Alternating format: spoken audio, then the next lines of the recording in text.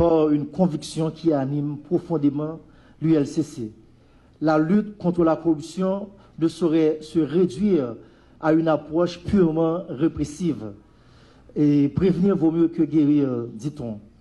En effet, si les mécanismes de contrôle, d'enquête et de sanction constituent des piliers indispensables à toute stratégie de combat contre ce fléau, ils demeurent largement insuffisants s'ils ne s'accompagnent pas d'une véritable politique de prévention.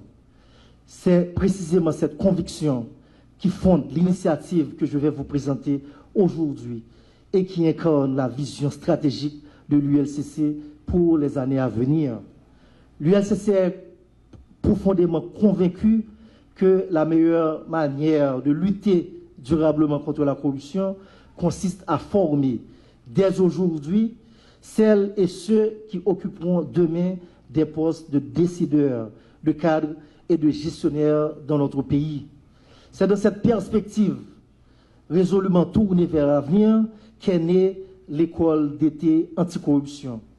Un espace unique de formation, de réflexion, de dialogue et de construction d'une véritable culture d'intégrité au sein de la jeunesse haïtienne. Cette première édition nous a permis de constater un très fort engouement des étudiants, une excellente qualité des échanges intellectuels, une réelle soif d'apprendre au sein de la jeunesse haïtienne et surtout un besoin évident d'approfondir davantage les thématiques abordées. Mais au-delà de ces constats positifs, cette première expérience nous a surtout démontré que la jeunesse haïtienne est prête à s'engager résolument lorsqu'on lui offre un espace sérieux, structuré et exigeant de formation.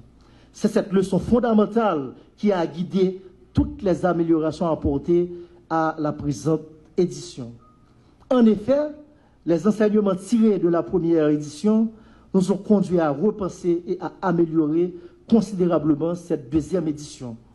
Nous avons notamment décidé de prolonger la formation de 5 à 10 jours afin de permettre une immersion plus profonde, de renforcer considérablement les exercices pratiques, d'améliorer les modalités d'évaluation pour les rendre plus rigoureuses, d'accroître le nombre de bénéficiaires et de renforcer les partenariats avec les institutions nationales de contrôle.